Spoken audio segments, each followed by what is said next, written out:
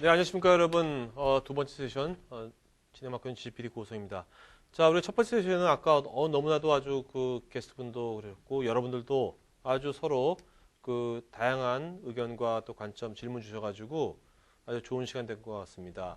자, 이제 우리가 이제 어떠한 이제 이슈가 있는지 우리가 알았고, 그렇다면 그것에 대한 이제 대응 방안을 우리가 마련해야 될 거 아닙니까? 그래서 두 번째 세션은 그런 이제 대응 방안으로 어떻게 만들 건지 그 IBM코리아의 나병준 컨설턴트 모시고 지금부터 50분간 진행하도록 하겠습니다. 안녕하세요. 예, 안녕하십니까. 네. 네. 아까 뭐 첫 번째 보니까 자신감이 생기시죠?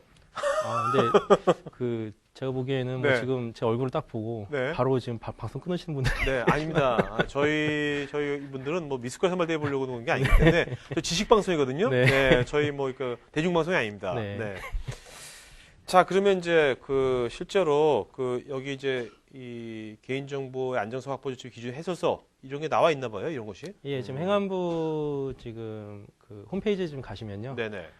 이런 개인정보의 안전성 확보 조치나 혹은 이제 관련된 어떤 규정이나 네네. 이런 부분에 대해서 표준 규정과 네.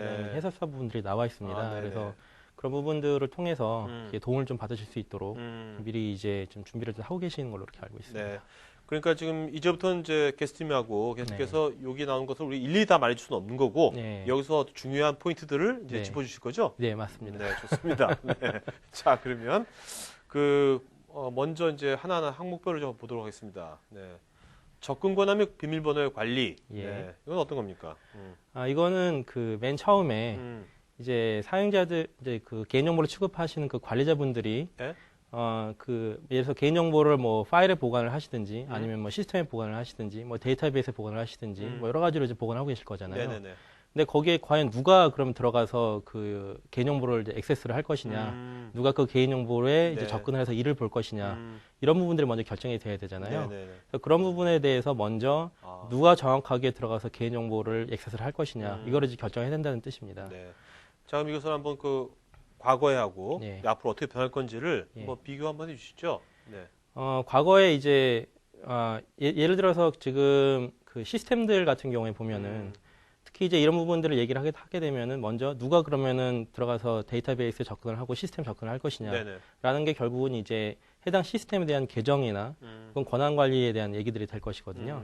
근데 과거에 보면은 대부분의 경우 이제 수작업으로 그런 부분들을 하는 경우가 많이 있습니다. 네네. 그래서 뭐 종이로 예를 들어서 뭐 그 편집을 한다든지 종이로 신청을 한다든지 그걸 이제 누군가가 이제 뭐 받아서 이제 승인을 해주고 시스템을 만들고 이렇게 하다 보면 실질적으로 보게 되면 그 이 안전성 확보 조치에 보게 되면 그러한 이제 그 기록들을 3년 이상 이제 관리를 하게 돼 있거든요. 네네. 그런 종이나 이런 것들을 3년 이상 그 가지고 있는 것 자체가 사실상 여러 가지 어려운 부분들이 좀 많이 있습니다. 네네. 그리고 또한 그런 것들이 거기에 있는 종이로 적힌 정보들이 과연 확실하느냐. 그러니까 누가 그러면 허위로 예를 들어서 계정을 신청을 하고 네. 다른 사람이 실제로는 다른 사람이 쓰고 있는 것이 아니냐. 뭐 이런 문제들이 생길 수도 있거든요. 네네. 그렇게 되다 보면 이제 문제가 생길 수가 있기 때문에 가능한 그런 부분들을 좀 더 정확하게 그 정확성을 기하할 수 있도록 하는 네. 여러 가지 계정 관리에 대한 여러 시스템이라든지 이런 부분들을 관리를 하시는 게 이제 좋을 수가 있겠죠. 네. 예. 자, 그럼 이제 그렇죠. 이런 것들을 이런 식으로 그 뭐 승인하고 다 어떤 뭐 어떻게 보면 이제 사람, 네. 휴먼 뭐 사람으로만 의존해서 이렇게 한다고 하게 되면 분명히 뭔가 여기서 문제 어떤 그 오류라든지 예, 실수가 맞습니다. 발생이 될 거고 예. 그렇다면 이제 또 처벌도 받을 것 같고요, 그죠? 네, 맞습니다. 예. 자, 그러면 이제 이런 이제 그 접근권의 비밀번호 관리를 하기 위한 어떤 그 요소 기술이랄까 뭐 네. 이런 것들 뭐가 어떻게 되는 건지 한번 짚어주시죠. 예. 먼저 그 예를 들어서 기업에서 그 계정 관리 개인정보를 취급하는 시스템들에 대해서 네. 계정을 정확하게 관리하기 위해서는 먼저 누가 들어오느냐라는 걸 결정을 해야 될 거거든요. 네네. 그걸 하기 위해서는 먼저 그 인사 시스템과 연동할 필요가 좀 있게 됩니다. 네. 예를 들어서 뭐 인사 시스템의 연동이 일단 되게 되면 인사 시스템 상에서 누군가가 입사를 하고 퇴사를 하게 됐을 때 네. 정확하게 그 사람 입사 시기에 맞춰서 계정이 만들어지고 네. 이 사람이 이제 퇴사를 하게 되면 당연히 그 사람들의 계정이 삭제가 돼야 되겠죠. 네네. 근데 실질적으로 보게 되면 많은 기업들이 아직까지도 이런 인사 시스템과 연동이 되지 않다 보니까 이 사람 퇴사를 했는데도 그 계정이 계속 남아 있거나 네. 그래서 그 남아 있는 계정으로 인해서 사고가 생긴 경우가 실제로 많이 있습니다. 아니면 또 권한이 달라졌는데도 그냥, 예, 맞습니다. 예. 그래서 그런 부분들이 먼저 이제 고려가 돼야 되고요. 두 번째는 이제 이러한 것들을 이용해서 정책을 만드는데 네. 해당 정책들을 이용을 할 때에 그 각 사람마다 이 사람이 하는 업무에 따라서 어느 시스템 접근을 할 것이냐, 네. 또 그 사람이 해당 시스템 접근을 했을 때에도 어느 정도의 권한을 가지고 접근할 수 있느냐, 이런 부분들을 좀 결정을 좀 할 필요가 있게 되겠죠. 네네. 예를 들어서 그 보통 이제 그 데이터베이스나 어떤 시스템 만드실 때 이제 보통 이제 외주 개발자들을 많이 사용을 하시는데 주로 보면 개발자 하시는 분들이 이제 풀 권한을 가지고 데이터 접근하는 경우가 많이 있습니다. 네. 그리고 그런 외주사 혹은 이제 개발자들의 어떤 부주의한 실수나 혹은 어떤 그 뭐 고의성은 아니겠지만 여러 가지 어떤 문제로 인해서 네. 뭐 정보 유출되는 경우도 간간히 있기 때문에 그런 부분에 있어서 먼저 이 접근 권한을 어떻게 차동적으로 부여를 할 것이냐 이런 부분에 대한 관리를 해야 되겠죠. 네. 그 다음에 이제 세 번째로는 각 사용자마다 1인 1계정을 만들 수 있도록 하는 그런 어떤 정책을 만들 필요가 있게 되는데요. 한 사용자가 정확하게 그 해당 시스템에 대해서 접근하는 계정을 하나만 가질 수 있도록 하는 어떤 규칙을 적용을 한다라든지 그리고 규칙을 적용한 이후에 어떤 강제화를 할 수 있는 그런 어떤 시스템 체계를 갖추는 게 중요하게 될 거고요. 그다음에 확보 조치에서도 안전성 확보 조치에서도 규정을 했지만 역시 패스워드 정책이 굉장히 중요하게 됩니다. 네네. 그래서 패스워드를 여러 가지 어떤 규정에 맞추어서 뭐 자기의 이름을 쓴다라든가 회사 이름을 쓴다라든가 혹은 이제 본인이 갖고 있던 어떤 여러 자신의 식별이 가능한 개인 정보를 이용한 그 패스워드를 만들지 못하도록 좀 강제할 필요가 있게 되겠죠.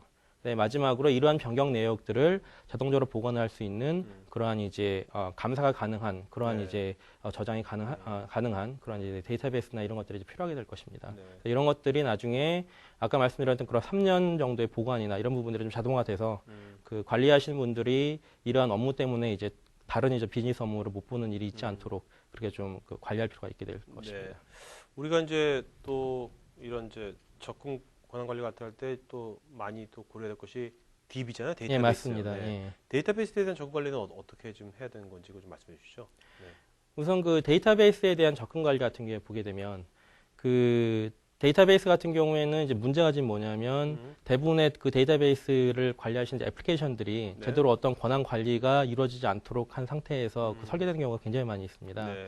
그래서 먼저는 그 데이터베이스에 접근하는 애플리케이션들이나 혹은 사용자들의 어떤 권한이 철저하게 분리가 될 수 있도록 설계하는 게 먼저 중요하게 되고요.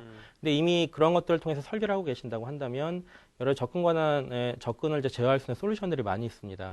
그래서 예를 들어서 뭐 이런 이제 IBM 같은 경우 이제 가디움이라든지 혹은 이제 국내에도 많은 이런 그 솔루션 업체들이 제공하고 있는 여러 가지 서드 파티 네. 솔루션들이 많이 있거든요. 그래서 그런 것들을 이용해서 각 사용자들이 정확하게 자기 접근 권한에 맞도록 그 데이터베이스 접근 제어를 먼저 할 필요가 있게 되고요. 네. 두 번째로는 각 사용자, 각 DB들이 갖고 있는 여러 가지 취약점을 좀 평가할 필요가 있게 됩니다. 그래서 DB에 대한 취약점이라고 한다면 각 DB에 있는 각 사용자들이 정확하게 이 권한을 가지고 접근하고 있는지, 그 권한 분리가 되어 있는지, 혹은 내부적으로 어떠한 그 로그 관리라든지, 바이너리에 대한 취약점 관리라든지, 이런 부분들이 정확하게 되고 있는지, 이런 부분들을 관리할 필요가 있게 되는 거죠. 네. 자, 그리고 우리가 그 다음에 DB 말고 또 이제 요새 또 네트워크 있지 않습니까? 네. 네트워크에 대한 어떻게 보면 접근 통제 이런 것도 항목에 이렇게 나와 있네요, 보니까. 예, 맞습니다. 예. 그래서 그 네트워크 같은 경우에는 우선은 크게 이제 두세 가지 정도로 이제 나눠서 볼 수가 있습니다. 네. 아까 이제 뭐 DMZ라든지 이런 부분에서 질문하신 분들 많이 이제 봤는데요, 앞 네. 시간에. 네네. 먼저는 그 사용자들이 각자의 그 개인정보 처리 시스템에 접근하는 그 네트워크 부분의 그 경로를 정확하게 보호할 필요가 있게 됩니다. 네. 그래서 방화벽이라든지 혹은 뭐 IPS라든지 혹은 뭐 네트워크 그 스위치에 있는 라우팅 정책이라든지 이런 걸 이용을 해서 정확하게 그 인가받은 사용자만이 접근할 수 있도록 제어할 필요가 있게 되고요. 네. 그 다음에 지금 보면은 대부분의 그 개인정보 사고들이 그 인터넷 홈페이지를 통해서 그 발생하는 경우가 많이 있거든요. 네네. 그래서 그런 부분들이 실제로 유출되지 않도록 취약점 관리라든지 이런 부분들을 신경 쓸 필요가 있게 됩니다. 자, 이런 이제 그 네트워크 접근 통제에 우리가 고려할 사항은 뭐가 있는지 예. 한번 살펴보도록 하죠. 예. 그 작년에 이제 그 엑스포스라고 하는 이제 그 연구소에서 이제 발표한 어떤 그 취약점 관리를 먼저 관리에 대한 연구 결과가 나와 있는데요. 네.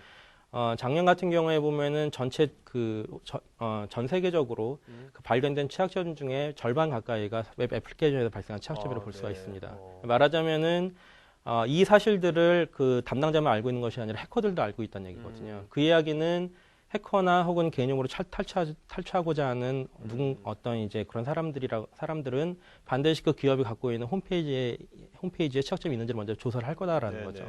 그리고 이러한 그 기업이나 혹은 인터넷 사이트에 취약점이 발견이 되게 되면 그런 인터넷 취약점을 이용해서 공격하는 여러 가지 그 공격 코드들을 해당 그 홈페이지에 심게 됩니다. 그러면은 그것을 알지 못하는 일반 사용자들, 특히 이제 우리나라 같은 경우에는 이제 윈도우즈를 많이 사용하시는 그 사용자들 많이 계시는데, 그리고 윈도우즈를 사용하시는 사용자분들이 대부분 PC에 대한 패치율이 그렇게 높지가 않습니다, 생각보다. 그래서 패치가 안 된 상태로 해당 그 웹사이트에 접근을 하게 되면 자신도 모르는 사이에 그 악성 코드가 자기 PC에 감염이 되는 그런 경우가 많이 생기게 되는 거죠. 그러면 자기 PC에 저장된 그 악성 코드를 이용해서 규정한 이제 개인정보가 빠져나간다라든지, 혹은 해당 기업 같은 경우에는 그러한 이제 취약점을 이용한 해커의 공격으로 인해서 그 내부에 있는 개인정보가 탈취를 당한다든지 하는 그런 경우가 많이 생길 수가 있습니다. 그래서 그런 경우들을 방지하기 위해서라도 먼저 그런 부분에 대한 취약점 관리를 해야 될 필요가 있는데요.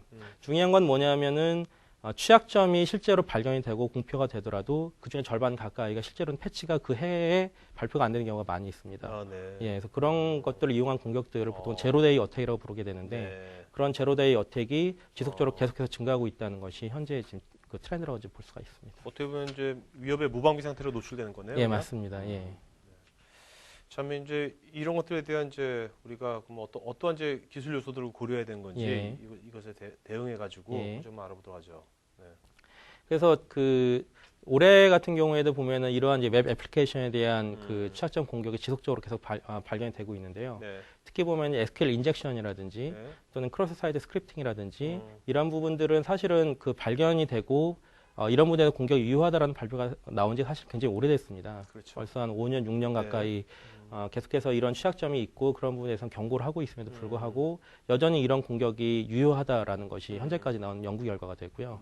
그 얘기는 뭐냐면 기업들이 여전히 많은 이제 노력을 하고 있지만 그럼에도 불구하고 많은 부분에 있어서는 어려움을 좀 겪고 있다라는 것들이 지금 이제 현재 트렌드가 될 수가 있습니다. 자, 그래서 이것에 대한 뭐 대안, 솔루션들 어떤 것들이 있는지 한번 좀 알아보도록 하죠. 우선 이 안전성 확보 조치 상에서 보게 되면 개인정보 시스템에 대해서 접속 권한을 IP 주소 등으로 제한을 해야 된다 이렇게 되어 있는데요. 그런 것들을 하기 위한 요소 중에 하나가 바로 IPS 같은 것들이 있습니다. 그래서 보통 이제 방화벽이나 침입 탐지나 이런 부분들을 이제 이야기를 하게 되는데 그 방화벽과 그 탐지 시스템을 탐지 기능을 동시에 갖춘 그런 이제 IPS라고 하는 보통 시스템들이 있게 되고요. 대부분의 이런 IPS 시스템들은 아까 말씀드렸던 제로데이 어택에 대해서 방어할 수 있는 여러 가지 그 보안 방법들을 가지고 있습니다. 그래서 연구소를 통해서 새롭게 발견된 취약점들이 해당 이제 벤더에서 패치가 나오기 전에 이미 해당 그 공격 코드들을 미리 이제 발견해내고 그런 공격 코드를 방어할 수 있는 여러 가지 기술들을 미리 이제 자사에 갖고 있는 IPS에 탑재를 해서 공격이 실제로 이루어지더라도 미리 네트워크단에서 방어할 수 있는 그런 기술들을 이제 탑재를 하고 있고요. 그래서 그런 것들을 이용을 해서 실제적으로 이러한 제로데이 어택이라든지 네트워크단에서 어떤 공격 코드를 막을 수 있는 그런 여러 가지 그 방법들을 이제 제공한다고 이제 볼 수가 있겠습니다. 그리고 이제 아까 제가 애플리케이션이 실질적으로 그 개인정보가 탈취될 수 있는 가장 큰 이제 공격 코드 루트라고 말씀드렸는데 그러한 부분들을 방어하기 위해서는 가장 좋은 방법은 뭐냐면 해당 홈페이지가 해당 홈페이지나 혹은 웹 애플리케이션들이 개발되는 그 단계에서부터 어떤 부분에 보안 요소가 있고 어떤 부분에 이제 취약점 요소가 있는지를 발견을 해서 미리 이제 그런 것들을 방어하는 게 가장 좋습니다. 그래서 이거는 제 이야기라기보다는 많은 애플리케이션 전문가들이 바라보고 있는 그러한 어떤 그 가장 효과적인 방법이라고 볼 수가 있는데요. 그런 것들을 보통 전문 용어로 SDLC라고 보통 부릅니다. 그래서 그 어떤 그 개발 전체 라이프 사이클에 맞추어서 그 각 단계마다 어떤 보안 공정을 이루도록 하는 것들을 이제 그 요청을 하고 있는데요. 그럼에도 불구하고 많은 기업들이 여러 가지 어떤 그 개발 기한에 쫓기거나 혹은 어떤 그 비용의 문제로 인해서 이런 부분들을 하지 못한 경우가 사실 많이 있어서 개인적으로 굉장히 안타까운 이제 그러한 이제 마음을 가지고 있습니다만 사후에라도 이런 부분들이 지속적으로 그 관리가 될 수 있도록 어떤 여러 가지 어떤 애플리케이션을 전문적으로 취약점들을 탐지해내는 여러 가지 솔루션이라든지 네. 아니면은 이제 이런 것들을 이제 보조하기 이런 것들을 가지고 전문적으로 컨설팅할 수 있는 이제 컨설턴트들을 이용을 해서 지속적으로 홈페이지에 대해서 그 취약점을 계속해서 발견해내고 방어하고 하는 그런 부분들이 계속해서 이루어져야 된다고 이제 보게 됐습니다. 네. 네. 어떻습니까? 이런 것에 대해서 요즘 와서 작년에 비해서 올해 이런 것에 대한 문의라든지 네. 이런 요청 사항들이 많이 오고 있는지 어떠세요? 굉장히 지금 바쁜 상태고요. 한 가지 뭐 제 경우를 말씀드리자면 작년 같은 경우에는 사실 이러한 문의가 뭐 한 몇 달에 한 건 정도 예 그렇게 이제 오다가요. 네, 올해 네. 같은 경우에는 일주일에도 보통 서너 건 정도의 그 네. 요청을 많이 네. 요청을 많이 받게 됩니다. 그래서 사실 굉장히 지금 많은 이제 보안 업체들이 굉장히 바쁜 상태이고 도움을 드리고 싶어도 그 어떤 리소스의 부족이나 이런 부분으로 네. 도움을 다 못 드리고 있는 그런 상태로 네. 지금 있거든요. 가끔씩 방송으로 도움을 드려야겠네요. 그래야 될 것 같습니다. 근데 앞으로 이것이 일시적인 현상이 아니라 어떻게 예. 보세요? 앞으로 이런 보안 같은 것은 뭐 요즘 뭐 이렇게 클라우드 서비스도 이제 앞으로 많이 나오고 네, 할 것 맞습니다. 같은데 예. 이런 것들은 점점 이 필요성이 더 많아질 거라 보시는지 아니면 이제 여기서 이게 지금이 맥스로 이게 탑을 친 건지 예. 어떻게 보십니까? 뭐 개인적인 그 소망으로는 계속해서 네. 되기를 이제 바라. 당연히 소망이겠죠, 그거는. 네. 근데 어쨌든 그 뭐 기업한 사람 입장이 아니더라도 누구나 이 보안에 대해서 이제 관심 가질 수밖에 없다고 봅니다. 왜냐하면 네. 앞으로 이제 스마트폰이라든지 말씀하신 클라우드라든지 이런 부분들로 인해서 새로운 보안 이슈는 계속해서 만들어질 거라고 이제 보고 있거든요. 네. 그래서 그런 부분들을 통해서 새로운 이슈들을 또 효과적으로 방어할 수 있는 그런 방법들이 계속 만들어져야 된다고 이제 보고 있습니다. 알겠습니다. 예. 자, 그러면 이제 또 암호화 쪽, 네. 암호 쪽을 우리가 또 안 볼 수 없죠, 그죠? 네. 그래서 암호화 부분은 아까 이제 질문이 굉장히 많으셨는데요. 우선은 그 각 암호화 부분에 대해서 법상에서 규정하고 있는 부분들을 먼저 정확하게 아실 필요가 있다고 네, 봅니다. 네. 그래서 먼저 암호화해야 되는 개인정보는 정확하게 법에서 규정을 하고 있거든요. 그래서 고유식별 정보, 아까 이제 고유식별 정보는 크게 이제 네 가지로 되어 있습니다. 그래서 개인정보보호법 시행령에는 주민등록번호, 여권번호, 면허번호, 외국인 등록번호 이렇게 네 가지가 정확하게 규정이 되어 있습니다. 그래서 이 부분이 암호화해야 되는 부분이라고 보고 있고요. 두 번째로 이제 비밀번호가 있습니다. 그래서 비밀번호는 당연히 잘 아시겠지만 이미 암호화해서 보관하신 분들 많이 계실 텐데 그 부분이 이제 암호화가 되어야 되고요. 그 다음에 바이오 정보라고 해서 어떤 사람들의 지문이라든지 얼굴이라든지 형체라든지 이런 부분들이 있지 않습니까? 네네. 그런 부분들도 암호화를 해서 관리를 할 수 있도록 그렇게 지금 규정을 하고 있습니다. 바이오 정보는 병력 같은 것도 포함되는 겁니까? 병력. 병력이라고 하면은 또 네. 민감 정보에 해당이 되는 민감 거고요. 정보. 예. 이거는 개인. 예, 민감 정보에 해당이 되고요. 바이오 정보라고 하면 정확하게 그 사람 식별할 수 있는 어떤 신체적인 네네. 특징이 바이오 정보에 속한다고 네네. 보시면 되겠습니다. 알겠습니다. 그리고 그러한 그 개인 정보를 이제 암호화를 해야 될 때 암호화하는 방법은 뭐냐면 안전한 방법을 이용해서 암호화를 해라라고 이제 법상에서 규정이 되어 있습니다. 그러니까 네네. 정확하게 꼭 어떠한 특정한 어떠한 뭐 솔루션을 사용하시라든지 특정한 어떤 방법을 사용하시라든지 이런 부분들이 이제 법에는 규정이 안 되어 있습니다. 네. 그래서 법상으로는 안전한 방법을 이용을 해서 관리를 하시라 이렇게 지금 되어 있는데요. 그럼 그 안전한 방법이 뭐냐?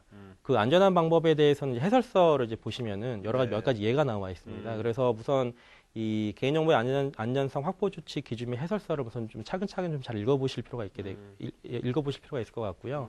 거기에 이제 규정되어 있는 여러 가지 어떠한 그 암호화된 방법들을 먼저 보시고 그런 방법들을 이용을 해서 암호화를 하실 수 있도록 이렇게 도움을 이렇게 생각을 하셔야 될 것 같습니다. 네. 자, 그다음에 이제 이런 접속 기록에 대한 뭐 히스토리랄까, 네. 이제 어떤 그런 거에 대한 위변조 같은 것들도 네. 방지해야 될 거 아닙니까? 예, 맞습니다. 그 관점도 좀 말씀해 주시죠. 예. 접속 기록이라고 한다면 네. 보통 이제 개인정보 처리 시스템에 대한 어떤 시스템에 대한 로그 기록이나 혹은 데이터베이스에 대한 접근 기록이나 이런 부분들이 이제 접속 기록이라고 이제 볼 수가 있게 될 텐데요. 네네.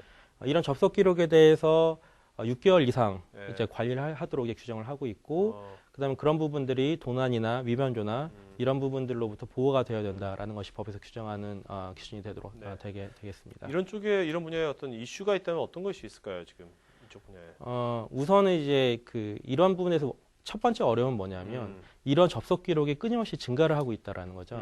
왜냐하면 시간이 지날수록 시스템의 로그라는 것은 계속해서 늘어나고 있는데요. 그렇죠. 또 이런 늘어나는 그 양이 각 시스템마다 지금 뭐 적을 수도 있고 많을 수도 있고 예를 들어서 인터넷 사이트 같은 경우에는 그 양이 하루에도 어마어마한 양으로 이제 쌓이게 될 거고요. 그렇죠. 특히 은행이나 이렇게 많은 사람들이 접속하는 곳일수록 더 이런 그 크기는 계속해서 커질 겁니다. 네.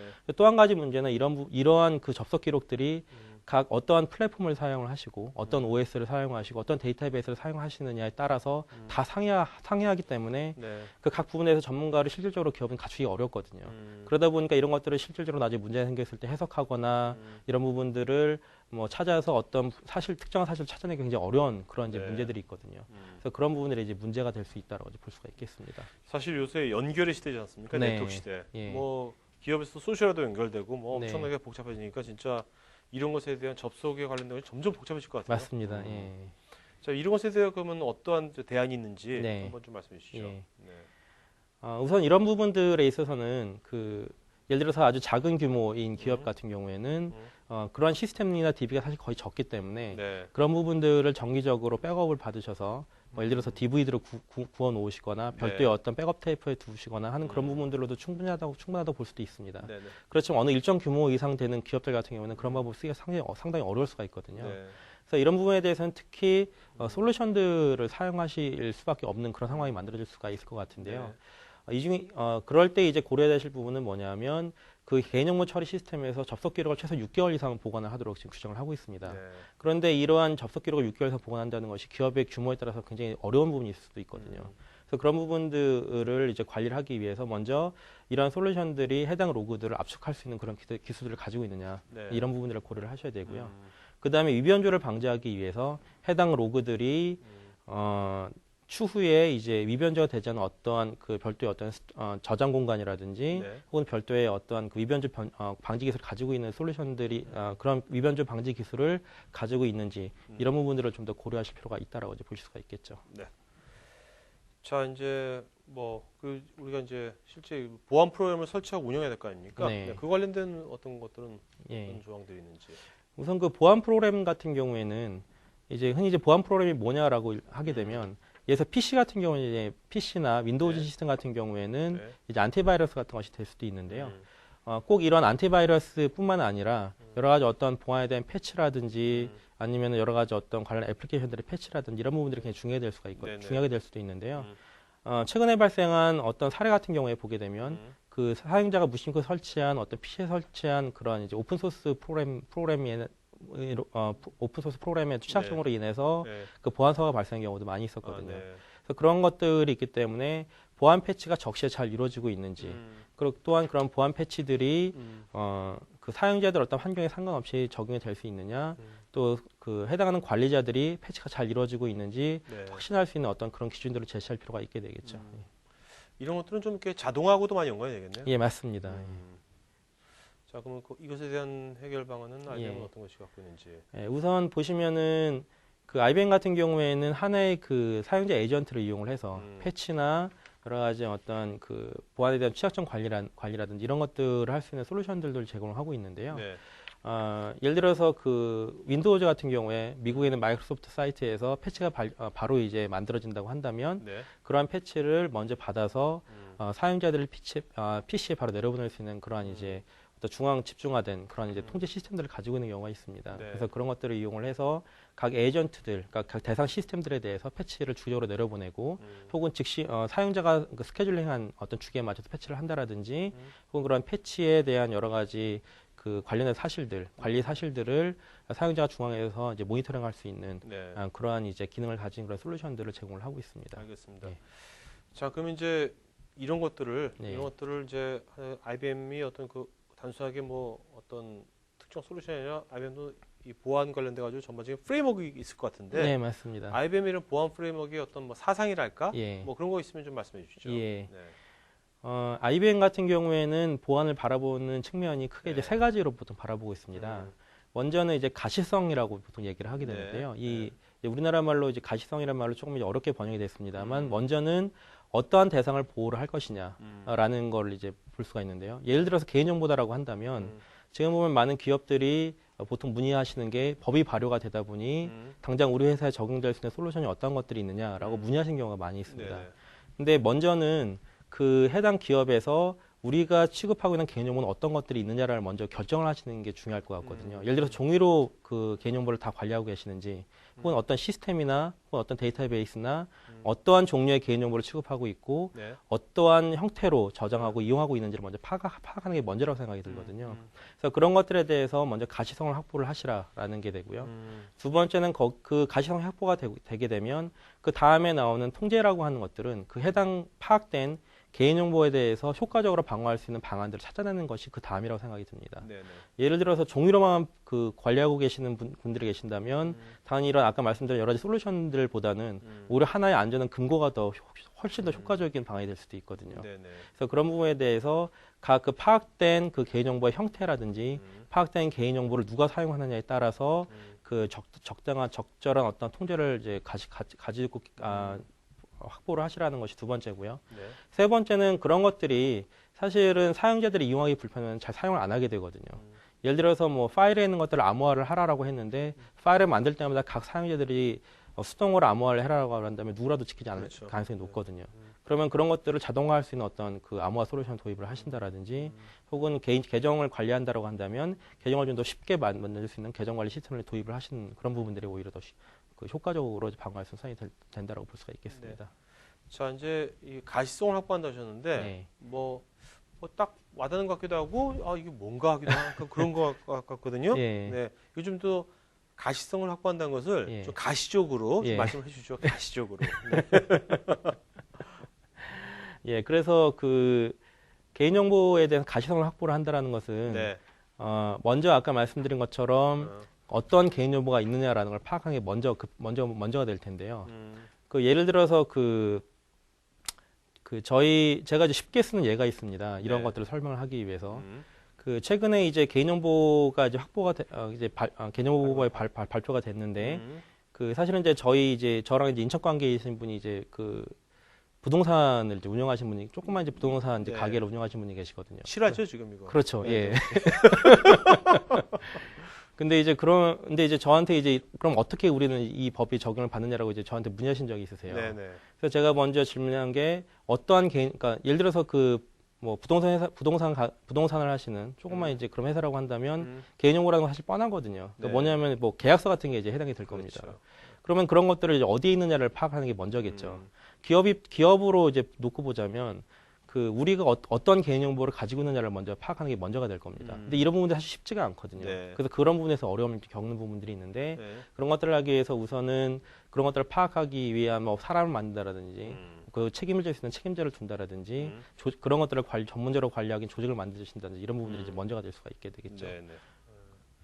자, 어떻습니까? 실제로 그 게스트님께서는 이제 필드를 많이 나가실 거 아닙니까? 네. 나가셔보시면 이제 이게 뭐 요즘 이제 개인정보보호법이 발효됐으니까 예. 이거 큰 이슈가 되겠지만 예.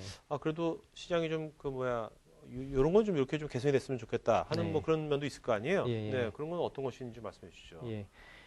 지금 보면은 보안 개인정보에 대해서 너무 관심이 많으시다 보니까 기업이 원래 본연에 하고 있던 그 보안 활동을 너무 이제 등한시하시는 경우도 많이 있으시거든요. 그러니까 왜냐하면은 기업이 아무래도 제한된 예산과 제한된 조직을 가지고 여기 대응을 하시려고 하시다 보니까 네네. 보통은 이제 그 기존에 있던 보안 담당자를 그냥 개인정보 담당자로 앉히시려고 하시는 분들도 계신다라든지 네네. 혹은 기존에 이미 다른 어떤 보안 활동을 하기 위해서 잡아놓은 예산을 개인정보위원 예산으로 이제 전용을 하신다든지 이런 분들이 많이 있거든요. 네네. 그러다 보니까 개인정보 활동을 하시려고 열심히 하시다 보니까 거꾸로 이제 기업의 전체적인 보안 수준이 낮아지게 되는 그런 이제 이상한 그런 현상이 이제 만들어진 경우가 좀 있습니다. 네. 그래서 물론 이제 기업 입장에서 보다 보면은 그런 부분들이 사실 굉장히 어려운 부분이 될 수도 있을 것 같은데요. 그래서 그런 예산들을 정확하게 우리 기업에 적합하게 효과적으로 네. 사용되고 있는지를 먼저 확인을 좀 하실 필요가 있게 되고요. 그런 부분을 하기 위해서는 먼저 말씀드린 것처럼 뭐 현황 진단이라든지 아까 말씀드렸던 영향성 평가라든지 이런 걸 통해서 네. 정확하게 그 예산이 그 효과적으로 이용될 수 있는 부분으로 좀 더 투자를 하시는 게 먼저일 거라고 생각이 듭니다. 네, 알겠습니다. 자, 이제 여러분들 그 Q&A 시간 갖도록 하겠고요. 여러분들 Q&A 하면서 설문조사 할 겁니다. 설문조사 하시는 분 중에서 이 상담을 원하시는 분들 15분한테는 저희가 던킨 기프티콘 보내드릴 테니까 설문에도 잘 응해 주시고요. 아까 먼저 그 지금도 질문 잘하신 분한테 저희가 그 경품 드리겠습니다. 아까 근데 첫 번째 세션에서 그 질문하신 분 중에서 그 답변 못 해드린 분들 지금 먼저 그분들부터 먼저 Q&A 시간 갖도록 하겠습니다. 네. 자, 여러분들 궁금한 거 편하게 질문하시면 되겠고요. 먼저 이대진님께서 아까 회원 정보 암호 진행 시 알고리즘 몇 비트 이상으로 암호화를 해야 하는지. 예. 네. 우선 그 개인정보의 안전성 확보 조치 해설서를 이제 보게 되면 정확하게 어떠한 비트로 암호를 해야 된다라든지 혹은 네. 어떠한 방식으로 사용해야 된다라는 부분들이 나와 있지가 않습니다. 음. 단지 이제 안전한 방식을 이용해서 그 암호화를 해야 된다라고 지금 되어 있고요. 네네. 그 안전한 방식에 대해서 이제 궁금하신 분들은 예를 들어서 뭐 키사에 있는 홈페이지라든지 이런 것들을 활용하시면 그런 네. 분들 정보를 얻으실 수 있을 거라고 봅니다. 네. 자, 그다음에 윤규환님께서 암호화 관련 외국산 ERP 패키지 등은 스탠다드 수정이 어렵다고 하는데 다른 대안으로 처리도 되는지라고 하셨거든요. 네. 예. 그 보통 이제 ERP 같은 경우에는 보게 되면 이제 패키지 형태로 되어 있다 보니까 애플리케이션 자체를 수정하기 굉장히 어렵습니다. 네네. 그렇지만 이제 ERP가 접근하는 그 데이터베이스는 분명히 다른 형식으로 되어 있을 거거든요. 네네. 그래서 해당 데이터베이스들에 대해서 이제 암호화 방식을 먼저 고려를 하셔야 될 것 같고요. 그다음에 그 동시에 이제 그 해당하는 패키지들이 데이터베이스에 접근하는 접근 경로에 대해서 정확하게 관리를 하시고 네. 마스킹을 하신다든지 이런 부분들을 추가적으로 도입을 하시면은 좀 더 효과적으로 대응이 가능할 거로 봅니다. 네. 자, 그다음에 그 이용님 웹사이트 운영 시 SSL 보안 서버를 구축해야 한다고 하는데 보안 서버 구축의 범위가 어떻게 되나요? 도메인이 존재한 사이트만 아니면 IP로 사용되는 사이트 모두 구축해야 하나요? 우선 그 SSL 보안 서버를 구축해야 될 범위가 해당 웹 서버가 이제 DMZ에 위치해 있고 해당 정보가 인터넷을 통해서 나가는 경로에 대해서는 모두 보안 서버를 사용하도록 되어 있거든요. 네네. 그렇기 때문에 뭐 IP라든지 뭐 도메인이라든지 이렇게 지금 보시기보다 네. 해당 정보가 인터넷을 통해서 지금 나가고 있는 것인지 그리고 해당 웹 서버가 존재하는 위치가 DMZ인지 혹시 그 내부망에 있는지 이런 부분들을 먼저 고려를 하셔야 될 것 같습니다. 네. 그리고 아까 이제 박종훈님께서 저희 회사는 개인정보 통신망법에 의해 고객정보를 암호 관리하고 있는데 임직원 정보도 암호를 해야 하는데 장비나 시스템 보안 등 많은 투자가 동반되어야 하는데 좋은 추천 방안은 없는지요? 이런 류의 어떤 질문들이 되게 많이 문의가 많이 올 것 같거든요. 예. 그럴 때 문의가 오시면 보통 어떤 식으로 이제 이게 플로우가 흘러가는 겁니까? 보통 이제 그 암호화에 대해서 우선 첫 번째는 그 암호화의 대상이 뭐냐라는 것들을 결정을 하셔야 되고요. 아까 이제 말씀드린 것처럼 고유 식별 정보가 법상에서 제공하는 규정한 그 암호화 대상이 됩니다. 네. 그래서 그런 부분들을 먼저 결정을 하셔야 될 것 같고요. 네네. 그 다음에 이제 암호화에 대해서는 예를 들어 그 해당하는 어떠한 데이터베이스를 사용하고 계시고 어떠한 패키지를 쓰고 계시냐에 따라서 조금씩 다 틀려집니다. 네. 근데 그 미리 말씀드리자면 상용 데이터베이스들은 모두 암호화 그 기능들을 다 가지고 있거든요. 그래서 그러한 암호화 기능을 이용해서 암호화를 할 것인지 아니면 그런 부분들이 좀 어려워서 뭐 서드 파티에 속하는 다른 네. 이제 전문 암호화 솔루션 사용할 것인지 이런 부분들을 결정하셔야 될 것 같고요. 네. 그 나병철 형님 이메일 어드레스 하나 주시겠어요? 예. 그러면 지금 여기 질문 말고 네. 좀 더 구체적으로 예. 자료라든지 예. 아니면 나중에 뭐 견적이라든지 네. 문의라 이런 거는 이제 이메일로 하는 게 예. 맞거든요. 예. 이메일 어드레스 하나 주세요. 네. 예. BJ BEJ BJ입니다. BJ 예, 이니셜 오케이, 오케이. BJNA NA 예, 골뱅이 KR.IBM 예. 네. IBM.com으로 해주시면 되겠습니다. 네. 자, 여러분 제가 지금 두 번째 게스트인 나병철 형님 이메일 어드레스 제가 보내드리겠습니다. 쪽지로 다 보내드렸을 거니까 여러분들 질문들 하시고요. 나중에 또 더 필요한 자료라든지 뭐 견적이라든지 뭐 또 문의 같은 것들은 기술적 문의 같은 거는 이걸로 하시면 좋겠습니다. 오종태님, IBM은 최근 보안 사태로 상당히 곤혹을 치르셨는데 이게 뭘 말씀하시는 농협 말씀하신 건가? 근본 개인정보보호 대책 발표로 인해 많은 보안 솔루션 내용이 적용됐으리라 생각합니다. 발표하신 내용을 비롯하여 IBM이 생각하는 DB 솔루션의 핵심은 무엇인가요? 예. 아마 이제 저희가 겪었던 이제 언론에 대한 얘기인 것 같은데 거기에 대해서는 네. 뭐 저희 다른 쪽으로 이제 문의를 하시면 될 것 같고요. 네네. 그 IBM이 생각하는 DB 보안 솔루션 핵심은 우선은 아까 크게 두 가지가 있습니다. 하나는 그 데이터베이스에 대해서 접근 통제 관리. 네. 네, 두 번째가 이제 DB 암호화로 이제 압축될 수가 있는데요. DB 암호화에 대해서는 말씀드린 것처럼 데이터베이스들은 각자 고유한 그 개념 암호화 기능을 가지고 있습니다. 네. 그래서 그런 암호화 기능을 이용을 해서 필요한 암호화를 이제 하시라라는 것이 이제 암호화에 대해서는 대응하는 방안이 되고요. 네.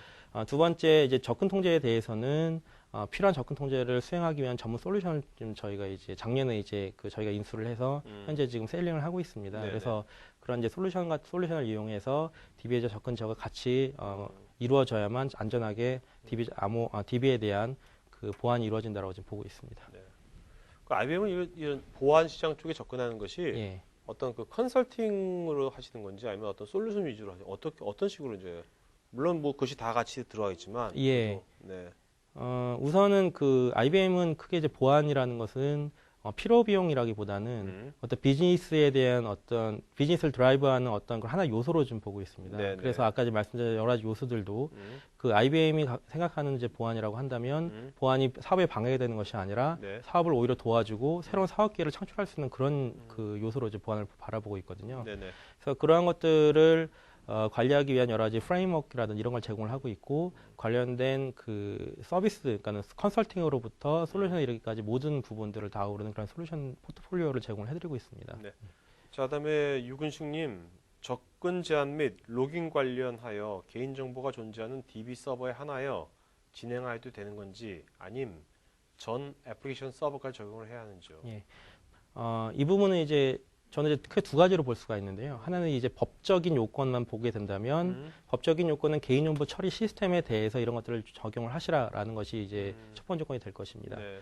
그런데 만약에 좀 더 적극적으로 생각을 하신다면 나중에 예를 들어 사고가 나거나 이런 부분들을 방지를 하기 위해서라면 만약에 뭐 그 해당 기업에서 그 허용하는 범위 내에서 개인정보 접근하는 모든 루트에 대해서 안전한 조치를 취하시는 것이 좀 더 좋은 방법이라고 보실 수가 있겠죠. 네. 예. 자, 그다음에 서현옥님 서버 암호화 적용 시 DB 암호화 솔루션과 DB 접근 제어 솔루션을 같이 사용하라고 권장하는데 IBM의 DB 암호화 솔루션과 DB 접근 제어 솔루션 제품은 어떤 것들이 있나요? 간단하게 한두 개 추천해 주십시오. 예. 그 IBM은 그 DB에 대해서 암호화 솔루션 좀 그 국내에서 얘기하는 법적인 요건하고 좀 틀립니다. 왜냐하면 이제 국내에는 데이터 자체의 암호화를 이제 그 법적인 요건으로 내세우고 있고요. 네. IBM이 갖고 있는 암호화 솔루션은 파일 시스템 전체를 암호화하는 솔루션으로 되어 있기 때문에 네. 그 적용하고 좀 틀릴 수가 있고요. 그래서 만약에 법적인 요건으로 고려를 하신다고 한다면 이제 국내에 있는 여러 가지 솔루션들이 많이 있습니다. 그래서 그런 부분들을 사용하시거나 네. 혹은 그 데이터베이스 자체가 갖고 있는 암호화 기능을 사용하시면 될 것 같고요. DB 접근제 솔루션으로는 현재 그런 것도 컨설팅 해주십니까? 예, 컨설팅을 할 수가 있고요. 그 다음에 DB 접근제어 솔루션으로 이제 가디움이라는 솔루션이 있습니다. 네. 그래서 그 어플라이언스 형태로 되어 있는 그 전문 접근제어 솔루션을 제공을 해드리고 있습니다. 자, 그다음에 홍성우님 내부 유출 보안 솔루션이 있는지요? IBM은 내부 유출 보안 솔루션. 네. 그 내부 유출 방지 솔루션이라고 한다면 보통 이제 국내에서는 이제 보통 DRM으로 이제 통칭되는 그런 솔루션들을 사용하시는 걸로 알고 있는데요. 네. IBM 같은 경우에는 DRM이 아니라 이제 DLP라는 이제 솔루션을 제공을 해드리고 있습니다. 그래서 네트워크 레벨에서 해당 내부 정보가 유출되는 것을 방지하기 위한 그런 솔루션들을 제공을 해드리고 있고요. 예, IBM 보안 프레임워크 상에 보게 되면 상당히 많은 보안 솔루션들을 제공을 해드리고 있습니다.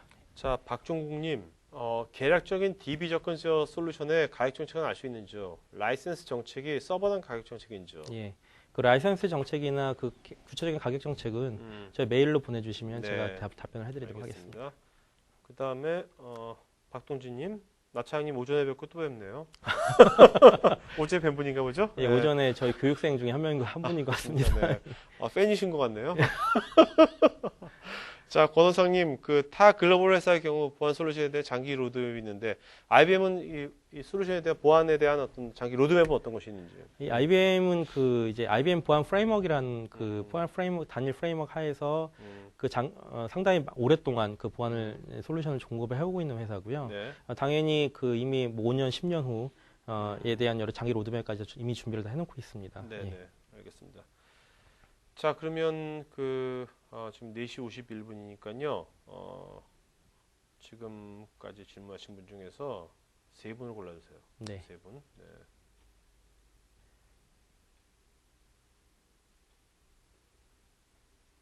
자, 이 중에서 3분을 골라주시면 예. 이름을 불러주세요. 그냥. 네.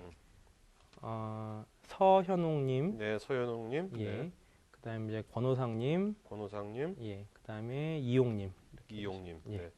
자, 서현홍, 권호상, 이용님, 저희 스태프한테 이메일하고 주소, 핸드폰 보내드리면 저희가 던킨 도너스 보내드리겠습니다. 네. 자, 그러면 그 지금 여러분 설문에 응해주신 분 중에서 저희가 15분 저희가 그 던킨 도너스 보내드릴 테니까 설문 마저 잘 해주시고요. 그 마지막으로 좀 한번 좀 정리해서 말씀해 주시고 마친 걸로 하죠. 네. 네.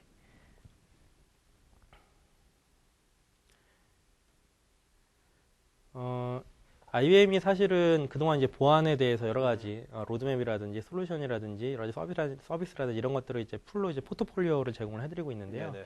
중요한 건 뭐냐면은 그 우리나라뿐만 아니라 타 외국에서도 개인정보에 대한 관심이 굉장히 많습니다. 네. 실질적으로 이제 우리나라보다도 먼저 네. 그 개인정보법을 발효를 하시고 이미 사용하고 계시는 고객들을 대상으로 IBM이 많은 이제 컨설팅이라든지 솔루션 제공을 해드리고 있는 네. 그런 선진 사례가 있기 때문에 음.